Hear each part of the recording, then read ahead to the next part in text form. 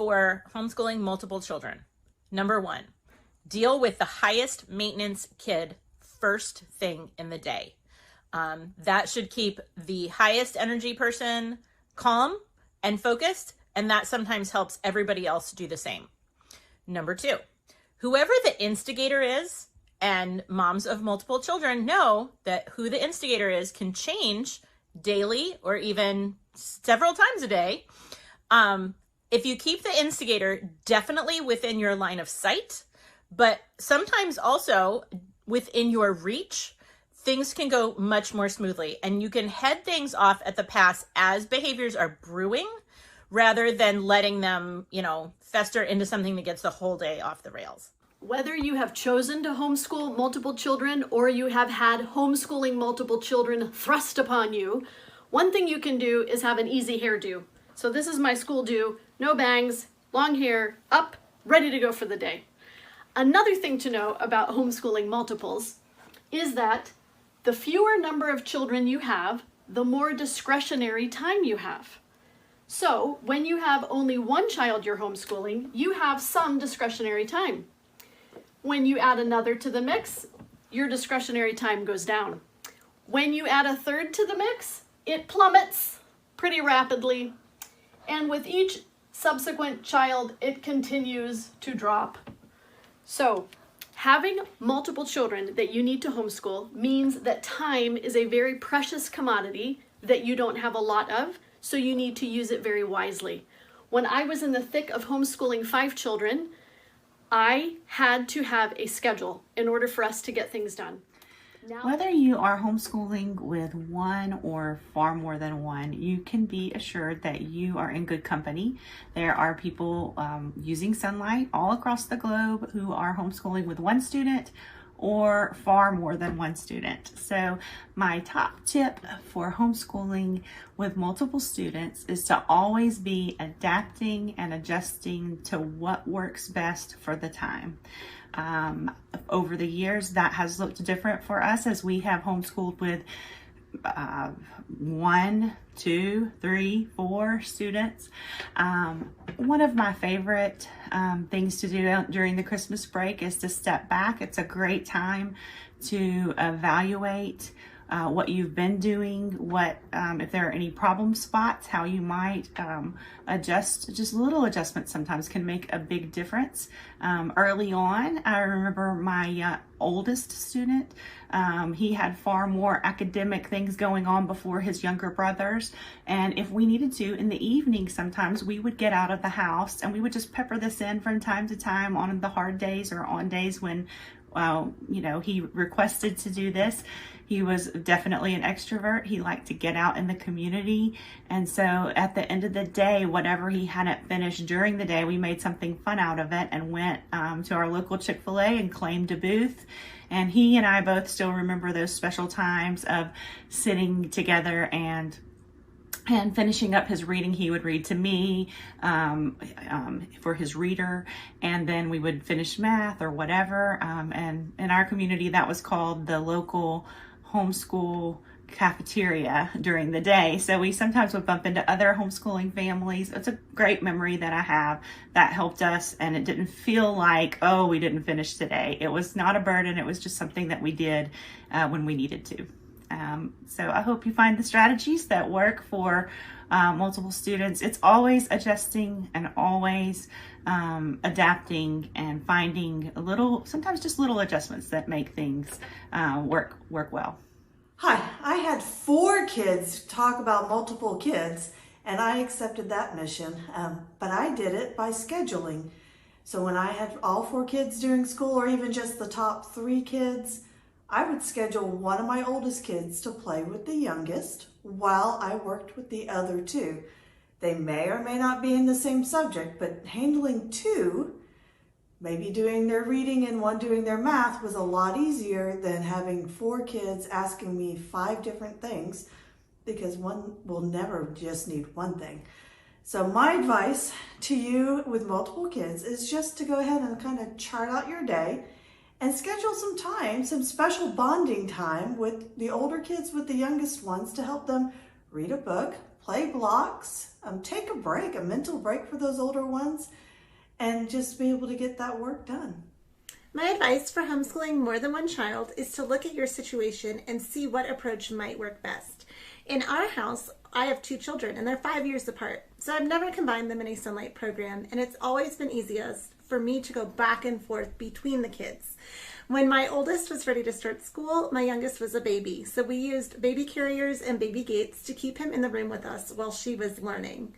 Then by the time he was ready to start school, she already knew how to read and write, so she could do work independently while I worked with him. So that's our approach now, is that they do their independent work and I just go back and forth between them. If you're a parent to littles, I assure you that it does get easier the older they get. Your youngest child is always either going to demand or require more attention because they don't have the skills to be independent yet. But as they get older and their independence increases, you'll find it getting much easier. We have 3 kids. And when we first started homeschooling, they were 5, 3, and a baby. We started with the kindergarten program. And when we had read aloud time, we would all sit in the living room and read together. The middle child would play quietly on the floor with puzzles or Legos, which aren't that quiet, but you know what I mean. And the baby would just hang out.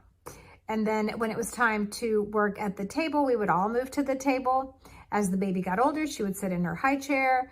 The middle child, I would find age-appropriate activities for him to do at the table, such as tracing, dot to dot, letter recognition, matching games, things that would be age appropriate. So preschool kinds of things. Sonlight now has a preschool program, but when I first started, there wasn't one. So I had to come up with my own activities. And then each year, as we moved up, they just continued following along. So we would do our read alouds together. And when it was math time, we all sat at the table and did math. They each had their own program, but I would just rotate between the 3 kids. So teaching multiple children is just like feeding multiple children. Like, you just do it. You just figure out how to take turns, how to wait patiently while mom is working with one child. Really, a lot of homeschooling is actually character development, both the moms and the child's. Children, but I have taught a couple of children with 2 HPLs, LAs, science, and math.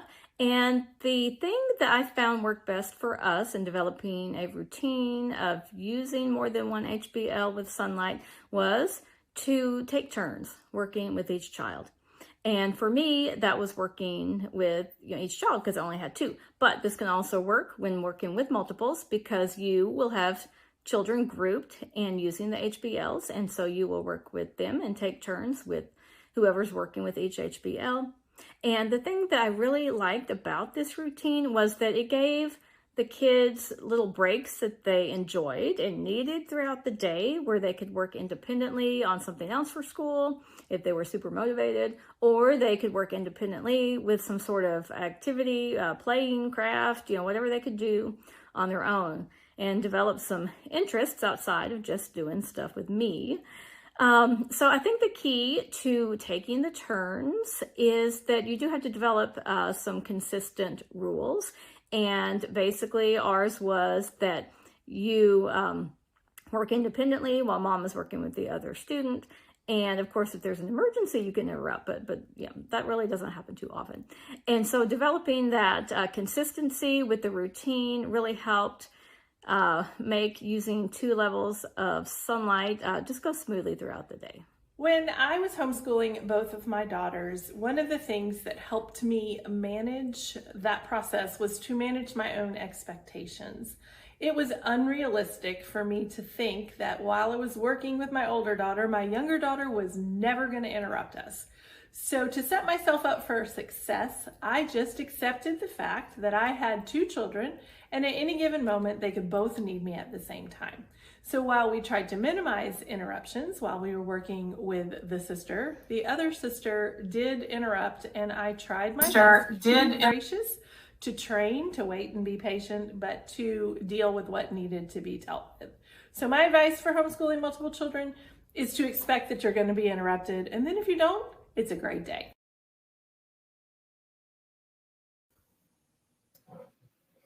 Hello, everyone. Thank you for joining us for this month's Homeschool Helps and Hacks. It's our Multiple Kids Challenge Accepted session, and I'm excited to be joined today by Jen and Amber as we talk about this. This is one of the biggest topics or the most questions we get from Sonlighters and prospective Sonlighters.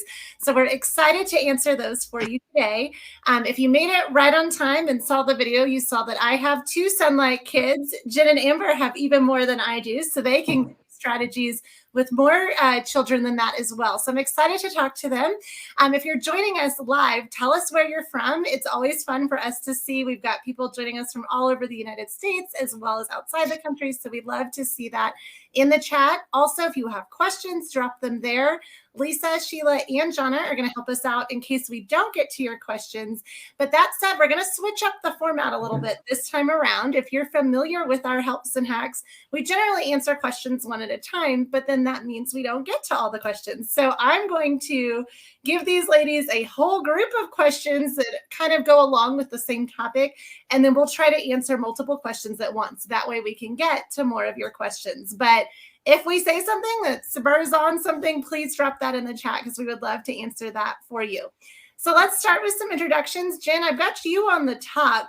So I would love for you to tell us, about you and maybe share with us what the most challenging multiple kids homeschool season was for you, and briefly share with us how you managed that, whether that was combining kids, choosing one program, what did you do to handle all those kids in that season? Sure. Can you see me and hear me, Sunny? Yes. Okay. I'm having some tech issues, so I cannot see anything, but I can hear you. So I think we're good. I'm Jen. I'm the homeschool mom of 4 kids. 3 are done homeschooling at this point, and 1 is still in 8th grade. So I've been at it for a little more than 20 years. My biggest challenge was the year that I had all 4 of them actively homeschooling at once. So I had a high schooler, a middle schooler, an elementary schooler, and then a kindergartner, or maybe first grader. It was a never-ending affair. We just went, and then we kept going, and it was so overwhelming. Like, I can't even find the words. It was so overwhelming, but we did it. And we learned a lot, and they helped each other, and we had some really great experiences, but definitely trying to homeschool multiple kids doing all separate things is a huge, huge undertaking. Yeah, absolutely. I can imagine all the different age groups that you were trying to teach at that time too, because that does make it harder to combine. Amber, why don't you tell us about your biggest challenge that way with your kids and what you did? Okay. First, what I just would love to point out that we all have maps in the background, because what is up with that? Homeschool mom. Welcome to the homeschool life. That's exactly right. I have kind of a wide gap. I have 12 years between my oldest and youngest. So I have been homeschooling since my oldest, who is 24, was in preschool. So like Jen, I've been at it for 20 years. And I think maybe one of my most challenging times was having my 5th child and then moving within 2 weeks and having to live with my parents and thinking that I was going to be in a new house. But I wasn't, because we couldn't find a place to live, and I hadn't packed all the school. You know what I'm saying? So I'm just sorry, but multiples, yes, is really hard. And then you add into it, like, we can't find all of our curriculum, and whoops, I didn't pack enough clothes, and it was tough. So that's the kind of, I don't know. I just feel like when you have multiple kids, there's just a zoo happening all the time, right? And so I loved what Lisa said just before we came up, before we went live, where she was talking about managing expectations, because I feel like for me, okay, we can talk about scheduling and we can talk about all this stuff, but part of it is a mental game where you say, this is my life and this is my choice, and we're going to accept it and do our best by God's grace, right? And with multiples, there's always a challenge. I had another really tough season, but we can talk about it later. All right, perfect. What I love about it, though, is despite those tough seasons, you worked through them and kept going. And so it is possible. And I absolutely agree. Expectations are a large part of that. And I know every year my expectations kind of change depending on where my kids are at. Let's jump right into the time management section. Amber, in your video, you talked about the more kids you have, the less discretionary time you have. Yeah. And if you're choosing to homeschool, even if you only have one child, you have less time than the average parent because now you've taken on that educational role as well. Right. So we've got questions. Carmen asked, how do you get it all done without school taking all day? Dance Heart 07 in the app is asking about scheduling and being behind. Marcella is saying she's schooling 3 or more students, but trying not to be too easy or too hard on some students. She wants to make sure they're all academically successful, even though they're combining some curriculum. Emily is looking for practical solutions to helping the kids with their different table subjects. So we refer to table subjects as the things you do at a table, like math, language arts. They're more skill-based. Rachel is asking how to juggle 3 or more Sonlight programs. She's looking to the future, and she doesn't want to neglect her older kids academically or miss out on the baby snuggles with the younger kids. And then Josada is saying, how do I take care of my home and cooking and chores as well as homeschooling 3 children? She feels she can do one well, but not the other. So either school's going great and the house is falling apart, or it's the opposite. So in answering all of those questions, what's your advice for the scheduling pieces, making sure no one's falling behind, and that you're still able to do your regular life things as well? Man, that she's giving us a test here, Jen. Well, Yeah, okay. You So say you parent, you've love- homeschooled multiples. Let me put you to the test. Exactly. I love everything Amber already said, but I'll take a stab at this one. It feels like juggling. Am I right? Okay. So let's talk about juggling for a second. When you are juggling, you really are only having your hands on 1 or 2 things in a given moment. Everything else is in transition. So homeschooling multiples, trying to pull off Christmas, clean house, like you've talked to your mom this week, you have time for a conversation with your husband, your hair is washed, like the bills are paid, there's food in the refrigerator. I mean, the list could go on forever, but it's juggling. You don't have to go to the grocery store every day. And in fact, if you kind of plan to go once a week, then like, sorry if we're down to peanut butter and jelly, but I go to the grocery store on Friday and today's Thursday. Well, today's actually Wednesday, but so like we're not going to starve. It'll be fine. If we did a hard push on math yesterday and got everybody's math done, then today I'm going to make sure I read all the things. The house doesn't have to be clean all day, but if the house can be clean 10 minutes before dad walks in the door, that feels like it has a lot more oomph than if the house is clean at 2:00 and it's trashed again by the time he walks in the door. I mean, maybe that's just me and my family. But if anybody out there can relate to that, it's juggling. You're doing a little bit of a lot of things all the time. It feels a little crazy. Let me just be the first person to say that's totally normal. Yeah, I like Jen, I wrote down while you were talking, I wrote down 10-minute tidy. In our home, we would every once in a while just stop, like maybe I'll blow a whistle. Just kidding. I never blew a whistle, but let's just pretend that's what I did. Hard break. We're all just going to stop and 10 minutes. And I would give each child a place of the house. Right? Yep. So Steph, your job is the living room. Emily, your job is the dining room. Josiah, your job is the hallway and the stairs. And Ben, just sit there and look cute. Whatever, depending on the age. And I set the timer for 10 minutes. So nobody felt like they were going to do it forever. And we use this phrase, make it look like a hotel. So that's what just make your area look like a hotel. So every once, and of course that wasn't constant, but I'm just saying that's one way of saying, oh my word, everything is going everywhere. Okay, here's the deal. With multiple children, just like with school having a schedule and you don't have the discretionary time, with multiple children, you don't have also discretionary space or anything else. So you do have to be more careful about how much clutter you allow into your home. You have to be more conscious of having a place for everything so that when you say, okay, 10-minute tidy, there is a place for the stuff to go. And it just is the way it is. And sometimes it's hard. Okay, this is, you know where you fall on the spectrum. I have a hard time sometimes just accepting that this is the way life is. Like I want to have, go get my nails done all the time, whatever. I just don't. I can't. I don't have the money because I have a ton of kids. I don't have the time because I have a ton of kids. So there are trade-offs. Does that make sense? And as far as getting through, I really, for me, school was from about 8 to 1.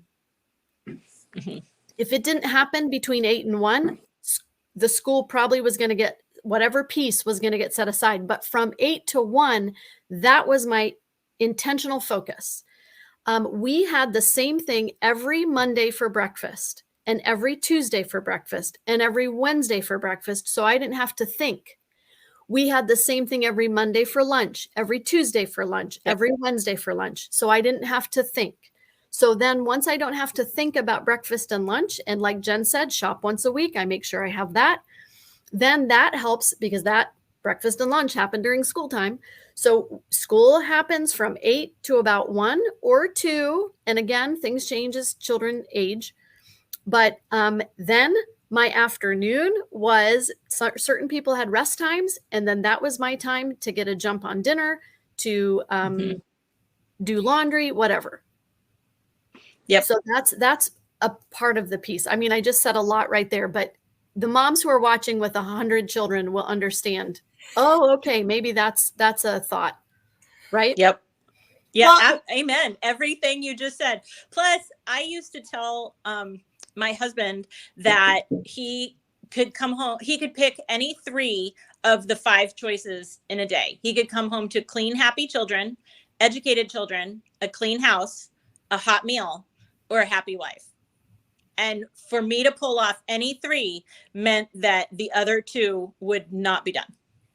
And we could change it every day. I could not do all 5 at once. Yeah. Well, and I think, again, kind of along with those expectations, right? We have all these dreams of, oh, I'm going to do this and I'm going to do this. And I know I'm very much a type A perfectionist, right? So I'm going to do what I set out to do. Yep. But if homeschooling has taught me anything, it's that you're working with other personalities, you're working with young children. It's not going to turn out exactly the way you think it is. So choosing what those top priorities are, or I love what you both said about automating things, right? Whether it's meals or chores or whatever on this day of the week, this is what we do. Another thing, Amber, you mentioned carving out that time for school. I think when you're homeschooling, a lot of times people don't realize how busy you actually are. And they'll say, oh, well, you're home all day. Can you pick up my child? Or can you do this or that or whatever? And you have to be very intentional about saying, no, that's when I'm doing school with my kids, right? And schedule it in the same way you would if you were taking them to school or you were going to a job or whatever the thing may be. Also, my kids are 8 and 13, and I only make them 1 meal a day. They are on their own for breakfast and lunch in our house. So I think the older your kids get, as they get more independent, teach them how to do those chores, teach them how to feed themselves and clean up after themselves, because you don't want to spend all day trying to feed people and then teach people and do all those other things. So that's my tip there. I know my hardest season was when I had like the toddler baby stage and then one that wasn't super independent. But as your kids get older, like I said in my video, they do get a lot easier because they can do a lot of things on their own. We have somebody asking about like a kindergartner, 2 second graders, a 5th grader, a 7th grader, and a 10th grader. So she's got quite a few kids spread out, like you mentioned earlier, and all kind of in different age groups too. And is asking if Sonlight's a good fit.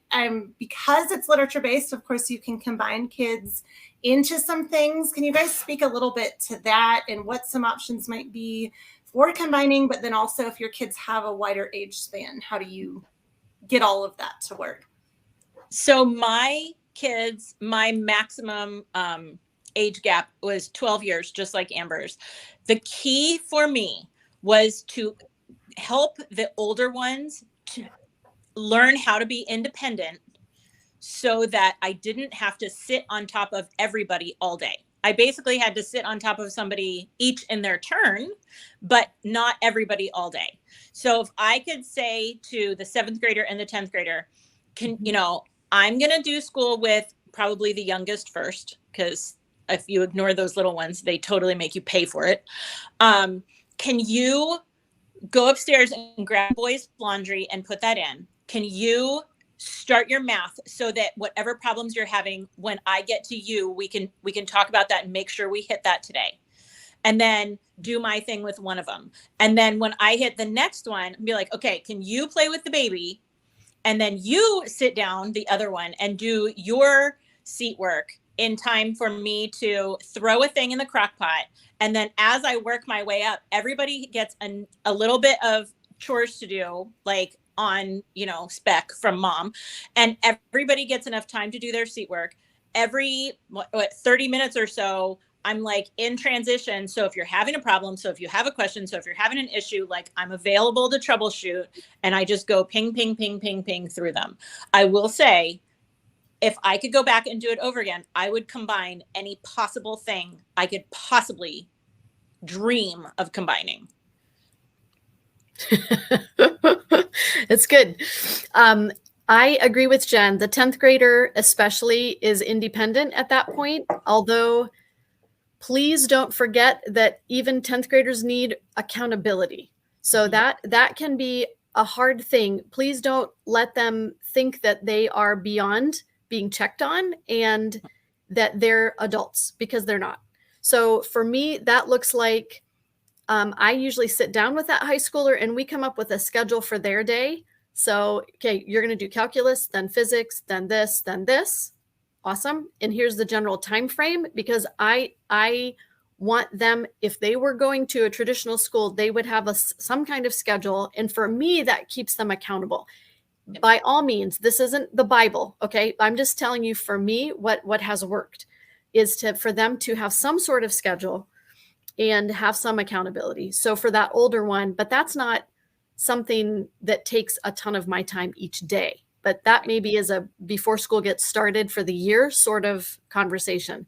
The 7th grader down, I would, always pre-K through 6th grade, we did the same science. Doesn't matter. Whoever's in 6th grade to preschool, same science. And I'm going to say not for my oldest, but for everyone after that, it was 7th grade and down. We all did science together. So however that works for your family, that is one big family solution. I would definitely combine that. And then once they hit 8th grade, they're doing science on their own or through a co-op or some other way that you can do it. But that's how I've managed that particular thing. So I don't know if that helps. For HBLs, the kids who are, I had my 2nd and 3rd child, we met in the middle for history, and read alouds and all of that. My older one was pretty independent, and I was able to do 2 levels with that. But yes, depending on what you have, she said 2 2nd graders, a 5th grader, yeah, and one younger one, and one younger than that. Yeah. I think maybe with all of them, we're combining for history, or at least combining them all for read alouds. And Amber, do you think when you're managing multiple kids like we are, did you do like something separate for grammar and for spelling and for handwriting and for language arts and all the supplemental things every year? Or did you like adjust your expectations to like what we realistically have time for? Because I ended up not doing every single possible little tiny bit every year. And then I would look at like blog posts and stuff from homeschool moms who had fewer kids on their plate. And I, kind of have a little bit of jealousy of like, oh, that would be so fun if I could do all those things. But I kind of felt like I had to adjust my expectations down. Yes, way down. And that's a good point, Jen. I was going to say, when we first started, my oldest, I had a spelling curriculum that felt very parent intensive. And I had to give that up fast. We found something for spelling that I was like, all right, let's do the spelling that's and maybe it combines with, vocab or something. So something also, I couldn't stay on top of writing. Now, I'm not talking about handwriting. I'm talking about the creative stuff. So we would do some of it, but we certainly didn't do a ton of it. And because I literally could not do it. Yeah. I could not stay on top of it all. So I had to choose. That doesn't mean that every year. So some years we did more writing and then other years we didn't because I couldn't keep my head above the water. And in my home. So your adult kids now, are they good writers? Are they functional? Yeah, actually they are. That was going to be my next question. Yeah. You both have adult children. Yes. Do you feel they missed anything by skipping over some of those assignments in the earlier years? No, because the big picture is they learned to learn and they did learn to communicate. Yeah. And my oldest daughter, right, my guinea pig, I could tell she was a good writer. Like anytime she wrote anything, it was like really good and it wasn't from me. And so she thought she was going to college. Like, I'm going to fail everything. You homeschooled me. I never did, whatever. So then she gets to her first writing class and the professor talks to her one day and says, you're one of my very best students out of like 200 or 300 freshman students. And she looks at me and said, I guess you were right. Not like that she knew how to write. Anyway, long story short, she got into working at the writing center at her university. So she was helping. Nice. The one thing I felt like I didn't really train her well to write a thesis and, all this stuff. I just didn't. I felt like I had dropped the ball and I had CC friends who were like, my kid's been writing a thesis every year. And I was like, oh, I'm a failure. And then she goes in her sophomore year, she's helping other students write thesis and helping them with their, anyway, God filled in all the gaps. So that's all I'm saying. And then my second daughter went into a program where she didn't have to do any creative writing, the kind of writing she did, or even research writing. She was in nursing school. They had to write papers about patients and she knocked it out of the park with that because she can follow directions. Yeah, absolutely. Something you both have brought up is that tendency to compare, which I think is true of a lot of parents anyway, but especially when you're homeschooling with a very rigorous program and you see other people out there doing everything or doing it more or what appears to be better. Before we jump more into answering some more questions, I would love to hear your thoughts on that. Of course, we know, I think logically, that comparison is a trap, but sometimes it's hard not to do that. So what is your biggest advice for, that parent out there that maybe feels like they're not doing it as well or they're failing because they see someone doing what appears to be so much more in their homeschool?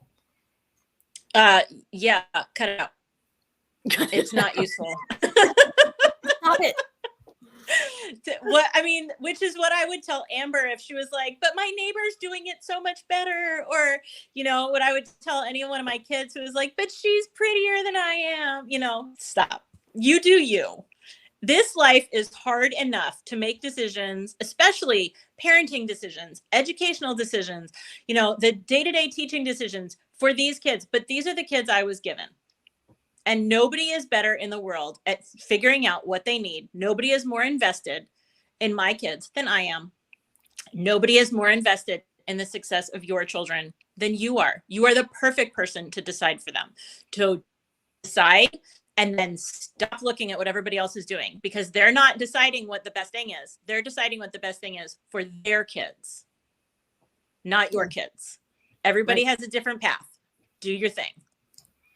Yeah, and while I agree, we can learn from each other, right? Like I've gotten some really good ideas from other moms, or I think, oh, I need to reevaluate that. Or even like just now when we were talking about how to manage, and I said, maybe you have the same meal every Monday for breakfast. Okay, maybe some mom out there said, oh, okay, so that's not a comparison thing, right? That's like, oh, I didn't think of doing that. So sometimes we do need input from other people and some evaluation, but the comparison thing, I agree with Jen.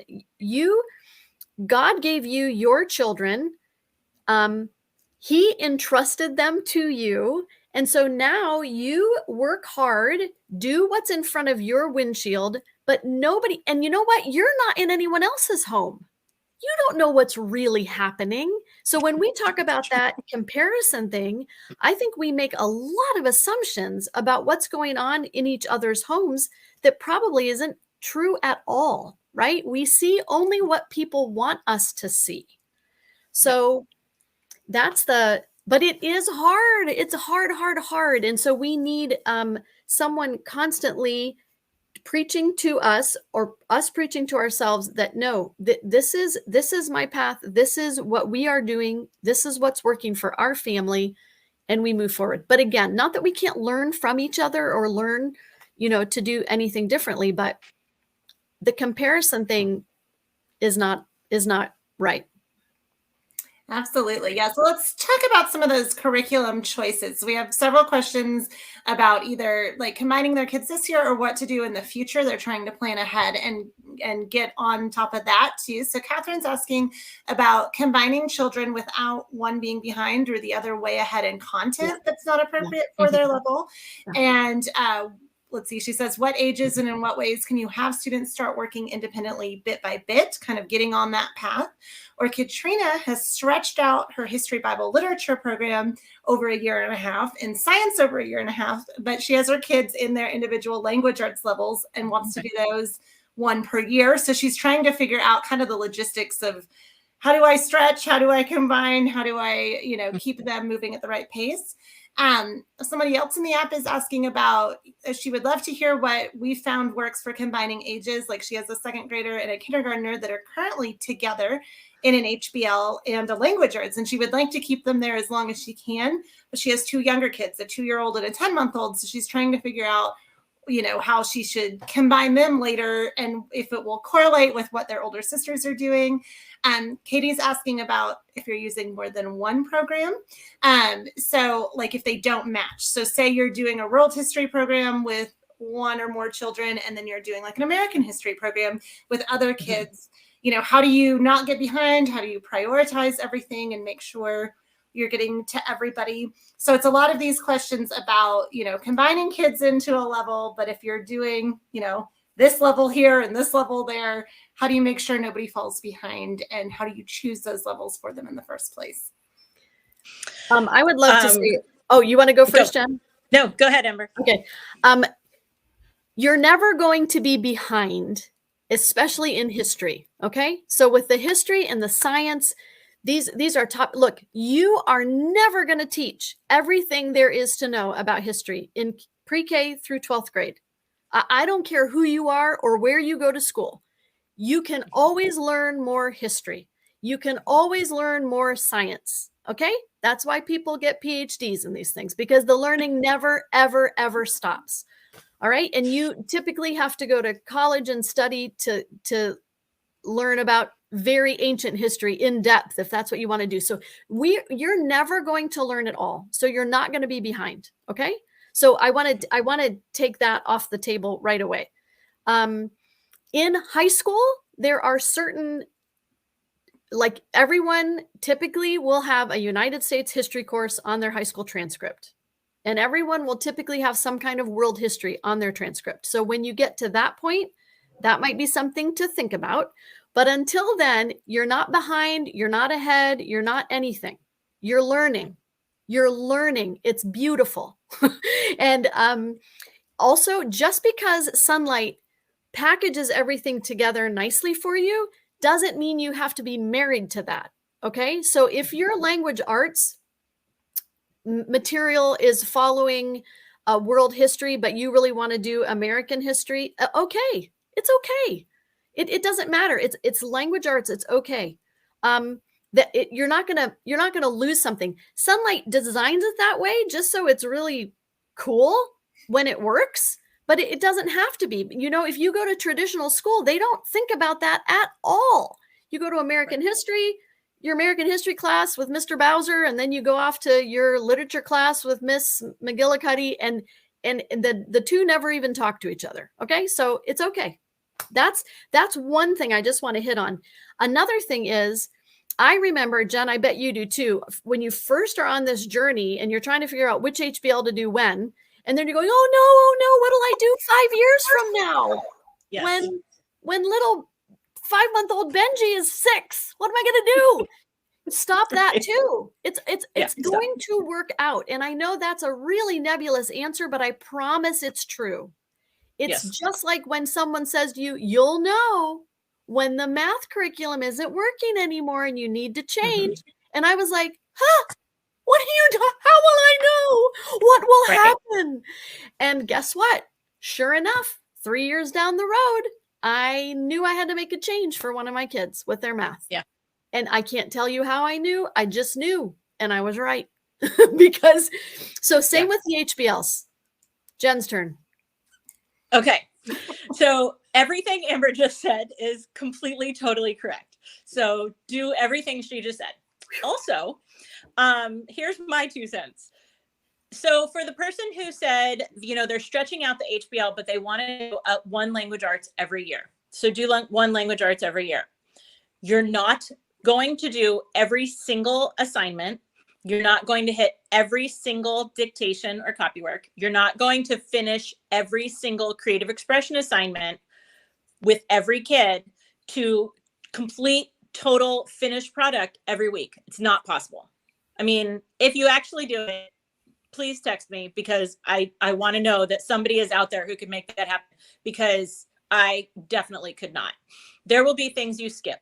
There will be assignments that you're like, this is just like something we've already done. She totally knows how to do this. We're moving on. There are days you're going to be like, it is gorgeous and 85 degrees. We're not doing school. We're going to the beach. Go to the beach. That's my advice. We can do dictation again next week.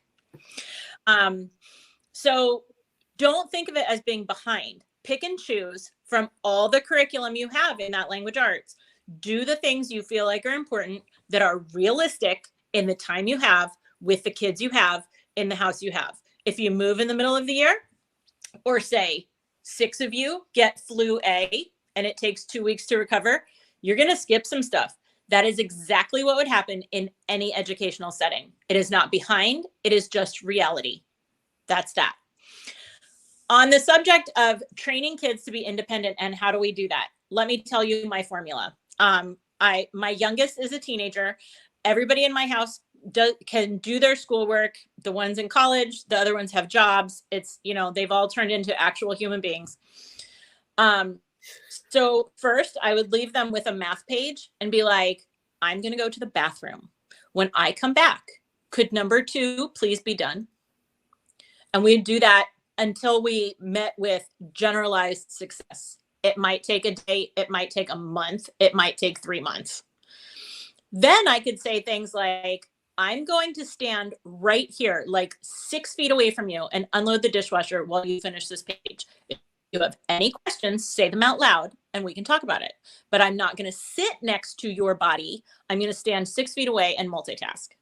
And eventually they could do that independently without, me sitting in arm's reach. Then we could get to things like, I'm going to unload groceries. While I'm doing that, get your handwriting book out and do the next page. Or I'm reading with your brother. I'm sitting right here. You can see me. Please just finish whatever thing they could do while, I'm reading. So obviously not a reading thing, but maybe they could do some math or some handwriting or whatever. By the time we hit, 5th, 6th, 7th grade, then, for my kids, your mileage may vary. That is totally okay. Everybody's family is different. I could say things like, do that math and bring it to me. Do the next page and bring it to me. Do a rough draft and bring it to me. Not all in one day. Everybody needs me to sit on them for something. But, we worked up to that so that by high school, I would sit, we did a more weekly thing than Amber said she did hers daily. We would do a more weekly thing. So this week, you need to finish this math, this science, this writing, this reading, whatever. And that way the kids had the freedom to kind of do their own scheduling. I had one who did like all the math one day, all the science the next day. Not what I would have picked, but that's the point of being independent. Long as you're getting it done, we're cool. And then I had another one who would do a thing every day, so it never felt overwhelming. Again, totally works. As long as you're on schedule, I'm cool. So that by the time you hit high school, you have these independent workers, independent learners who come to you for counseling, for coaching, for accountability, for discussion, but who really can work on their own. I will say, in all honesty, it wasn't so much in my house that high school was a goal, but whenever the next baby was due, I needed one more person to be able to work if I fell asleep reading. Jen said something else that's, I think, is super important. She said, we worked on this and my kids were pretty independent, I was able to send them in 5th, 6th, or 7th grade. Mm-hmm. And I see moms posting a lot, why is my 1st grader needing me so much? Because he's 6. They need you so much. They're 6. Yes. So the expectation that the 3rd grader should be able to just sit and happily do all their work, that is not reality. If you have a child, a 3rd grader who can sit and do all their work, that's special. Mm-hmm. And probably not one of your remaining 8 children will do that. Okay. So if that's just the way, and by nature, our firstborns are a little more, tend to be, and I won't say across the board, but tend to be more of a people pleasing, and they might not give you as much stink with schooling, but 3rd grade is not, I wouldn't say, they're not independent yet. And sometimes we get impatient with that parenting process because it's also a parenting thing, right? And a mom thing on top of the school thing. Our expectations sometimes are so high and it's not realistic. Yeah, I think that's very true. Yeah, I love what you mentioned about different kids do different things. I know I fell into that trap with such a big age gap between my kids where by the time my son was coming around, my daughter could do a lot of things independently. And I just assumed he would learn the same way at the same pace. And I do have a 3rd grader now, and he does a few things independently, but he still is very much hands-on, and I have to be involved. So I love, Jen, what you said about start small, one math problem while I run to the bathroom, or, do this handwriting page while I'm standing right here. And then Amber, what you're saying too about don't expect them to be doing what a 7th grader can do when they're 6 years old. Yeah. It does take time to get to that point. Absolutely. I've seen a few questions in here too about lining up your HBLs. So like if you're doing American history with your older kids, also doing like a lower level American history with your younger kids. I will tell you from personal experience, mine ended up that way. But it doesn't really, I don't find it to be an advantage. They don't line up all that well. My oldest is way more independent, so I'm not reading as much with her. So don't feel like you have to be doing like D and K and 100 together, because you really are going to be jumping around between kids and doing whatever you're doing with that group of kids at the time. And it doesn't have to be the exact same thing that you're studying because they don't really line up that well. You as the mom, you're going to see more connections between things you've taught different kids because you're retaining it probably a little better too. I love also what you guys said about there's no such thing behind in subjects like history or science, or I learn things all the time from Sonlight, even the earliest elementary programs, as an adult college educated woman. So I know your 7-8-year-old, child, they will learn even if they're on the old end of a program or the young, wherever they're at there. But let's get into some questions we have about modifying for like special needs learners. Deanna is asking about that. You're probably not going to be able to do a full Sonlight program the way it was written for one child, if you're making those accommodations. And then also keeping everyone entertained. If you are doing like read alouds or something as a group, one mom says it seems to all fall apart as soon as the youngest gets bored. I know you guys have spoken about that. The youngest is usually going to need a little more attention. And even with hands-on activities to go with it, they're having a hard time keeping all the kids engaged. So what's your advice for situations like that? I always let my kids, like today, I was reading aloud and my 13-year-old was drawing. And I'm okay with that. He's laughing at all the right places. You know, he's like looking surprised when a surprising thing happens. So I know he's paying attention. So, I mean, we've done drawing, we've done coloring, we've done Legos, we've done those sticker by number books. I know for me, if I'm listening like to an audiobook, I can't also be doing something that involves words. So like I can't type a message and still be listening. Somehow like the words part of my brain can only do one, but I can color or I can sticker or look at something with numbers. And so I limit my kids to those kinds of things. So like Legos are cool, but you know, reading another book, not so much. That tends to keep everybody entertained. The youngest one would be sitting, touching me to retain their attention a little bit more. Give them that like physical stimulation of being, I don't know if it's like accountable or just feeling the attention a little bit more. I always got more mileage if the baby was not, and I mean baby, like the youngest in the room, was not like roaming, looking for something to get into, but actually glued to mom. Sunny, you said something, is the youngest a baby? What was that particular question? Was the youngest a toddler or a baby? Or it doesn't specify. She just says that it falls apart as soon as the youngest gets bored. So it sounds like she's trying to read aloud with multiple kids, but the youngest is the biggest distraction. Okay. So I think depending on the age, I always had alone playtime with my youngest worked in. So the youngest would go to their room. Maybe I'd put a baby gate up so that I could hear what was going on. And I would set a timer for 30 minutes and I would turn on a story for them and they would just play in their room so that they would not be as distracting and I could do whatever I needed to do to concentrate. I've said this to multiple, anytime I get a chance to say it, I do read alouds during lunch. Even the youngest is busy eating at that point. So I would do someone's read aloud at lunchtime and all of them would enjoy it. And it typically only takes me 15 to 20 minutes to do one read aloud, one person's read aloud. And I would often do some kind of reading during breakfast. So anytime I had a captive audience, I managed to find time to stuff food in my own mouth. That is the one question always people ask, but when did you eat? Well, I ate while I prepped food. I just popped some stuff in my mouth. I'm not going to wither away.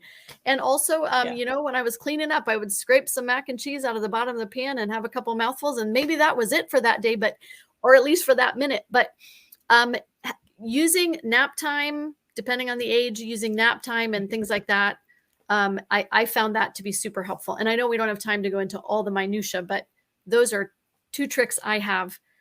And as far as the special needs portion of it, I do not have a lot of experience with that, but I would say don't feel like you have to do everything. You are going to need to figure out what the language arts looks like for your person. I think reading aloud, no matter what, is really valuable for children wherever they are on any kind of spectrum. And so I think that piece can just be really helpful and life-giving no matter what. And again, there's different ways of accomplishing that too. So I know we have other places that have spoken to this particular need. Right, Sunny? Yeah, we do have some blog posts about that. Something that I just thought of, though, whether your child has special needs or not, is that the guide is just a guide and it is full. I mean, it is designed for the most advanced student you could think of and making sure they have enough to do. But if you don't do the entire thing, you're still providing a very solid education to your kids. And I think also looking at it as, I mean, you can cut out whole books if you want, or we talked a little bit about writing assignments. My approach generally is I'm going to try this with this child, but I'm not afraid to drop it if it's not working or slow it down. I mean, I definitely moved a little too quickly through some of the lower elementary for my second child because I had it. It worked first time around. I thought, oh, it's going to work great again. And I've realized that that was too fast. And so we slowed things down. So don't be afraid to try something. Also on Sonlight's website, we do have assessments based on your child's age and levels as well. So you can see for like language arts and math and those different subjects that are skill-based, kind of what is the point that they're at now, and then build from there. Sunny, that you jogged my memory for one thing. If you have on a level, if you have 20 books that you're supposed to read aloud, and your child has 15 books that they're supposed to read to themselves, right? That's 35 books that are being read to them or they are reading. There is not a school, I don't think there's a traditional school in the country that your typical fourth grader is going to go through 35 books in a school year. So that being said, if you say, I can only do 10 read alouds or 13 read alouds, and my child out of the 20 books, they're going to read 10 because their reading level, and we're going to do if this book is scheduled for 1 week, we're going to take 2 weeks, right? Instead of reading 10 pages, we're going to read 5. Do that. Look, there are books. I like Sunny. I'm an college educated adult. There are several books in Sonlight that I had never even heard of. Right? So we have to get past that where we say, oh, if we don't do absolutely, you'll figure it out. Absolutely. Yeah. And I think, Amber, what you've said a couple times, like it sounds almost trite for us to say that, but to think about parenting as a mom in general or a dad, you kind of know what your kids need or don't need. And you learn that as time goes on. And I think homeschooling is no different. That way you learn what you need to do or maybe not do with each child. So we're running short on time, but I would love to just very quickly throw out the lessons we've learned or mistakes we've made on a few topics so that we can kind of give that reassurance to people, even if they didn't ask exactly this question. And I know there were several that we did not get to that Sheila, Lisa, and Jonna have been answering in the chat. If you are watching this after the recording, please post your questions and comments again in the chat, and we'll go back and answer those as well. And somebody asked if they would be able to watch this again. Absolutely. We will post it back in our Sonlight app for you to watch as many times as you would like to. But let's start with the planning too far ahead. I know we've touched on this a little bit. What lessons have you learned, or what mistakes did you make and learn from when it came to planning too far ahead for your kids? There's too many factors to guess at. I like to think 2 years, big picture. What are we doing next year? Pencil in a plan, and then know what we're doing this year. And if 50% of it turns out exactly like that, I'm a success. Yeah. I think with planning ahead, if you say, I know, there are some things that change whether or not your child's college bound. Right. So if your child's going into 9th grade and they're college bound, you have to make some different decisions. If you have a child that wants to go into the military, you have to make different decisions starting in 7th grade. There are some things that you really need to put into place. So unless you have that kind of a situation, what Jen said, a year at a time. Because I just had this conversation with someone. We can only control what's in front of our windshield. We can't see, around the bend. A deer jumps in front of my car. That's what I'm worried about, right? I can't worry what's 5 miles down the road that I can't see. And so I think for me, that's always been a hard thing. I future trip way too much. So having a big general plan, yes, college bound or not, that dictates some things. Does my kid want to go to MIT? That changes things. Okay. As you hit high school, that changes things. But year at a time.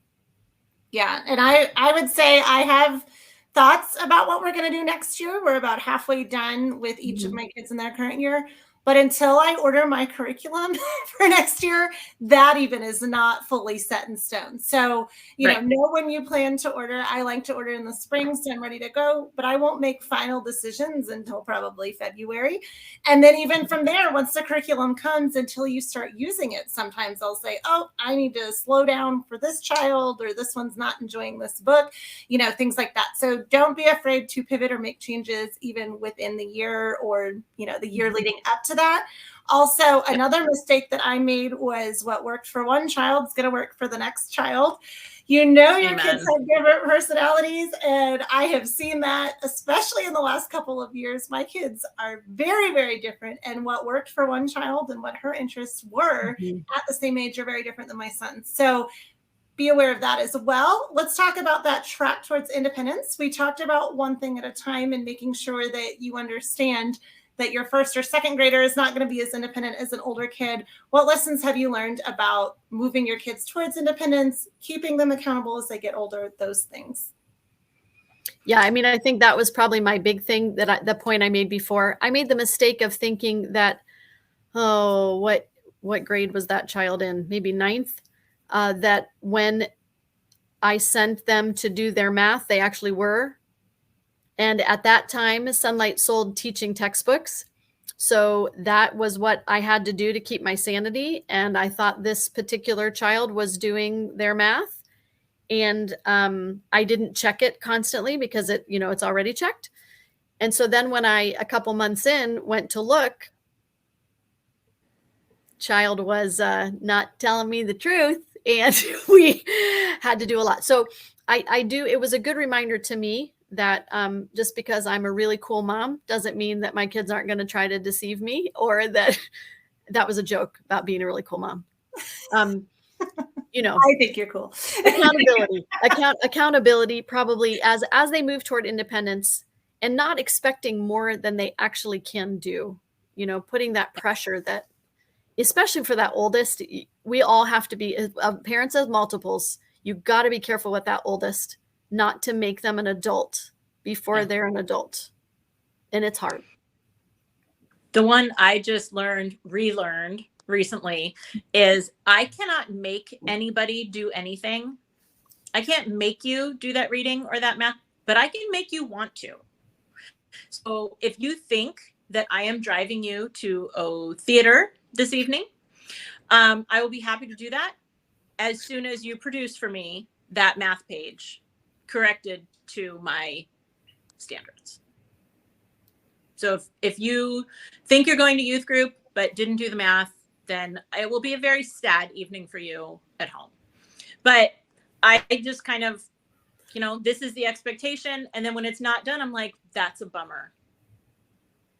Because I'm not going to fight a teenager repeatedly about it.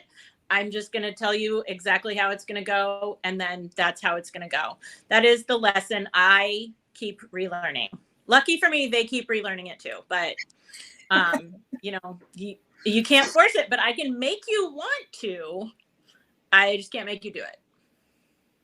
Yeah, and I think reinforcing there are consequences to the decisions we make, like you just said. Yes, I know Sheila mentioned it in her video that homeschooling is character development in a lot of ways. That's what kids are learning. That's what you're learning. Yeah. It's not. I was going to say it's character development. Also, the kids learn stuff too. Yeah. That's right. So one more that I know I was so bad about was trying to do too much. I mentioned at the beginning, I'm a type A perfectionist. I was that firstborn that did everything ahead of schedule. And I thought everybody was like that. And it's so funny. Once you have kids, you realize they're not. But you also realize that you put a lot on yourself. And I think when you're trying to homeschool and be a good mom and be a good wife and, be a good friend and a daughter and all those different things, sometimes you try to take on too much. So that's something that I learned is, what are my top 2 or 3 priorities? And let me make sure I'm doing those things really well.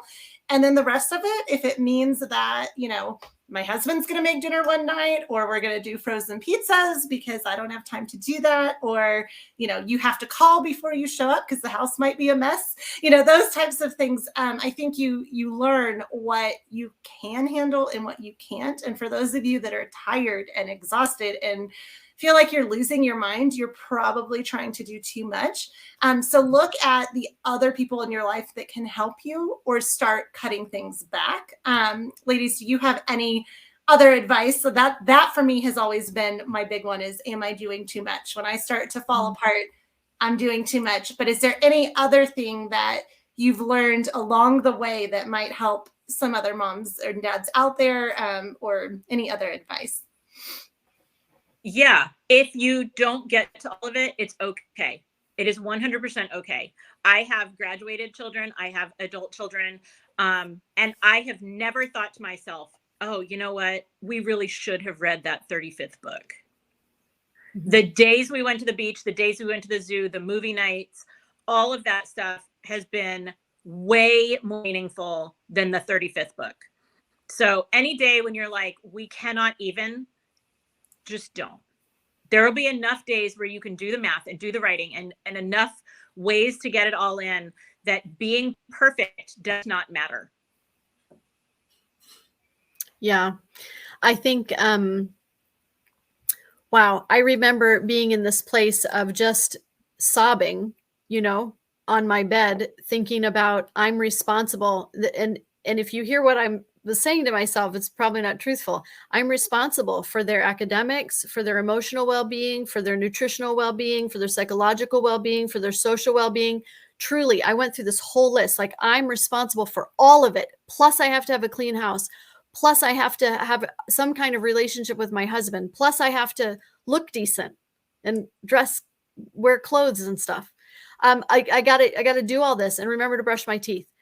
And I just can't do it all. And, it's a lie. It's a lie that I'm responsible for all of that.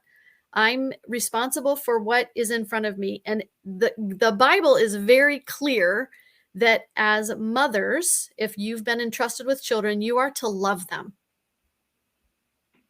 You got to love your children. It says that you should take care of your home, right? That home should be a priority.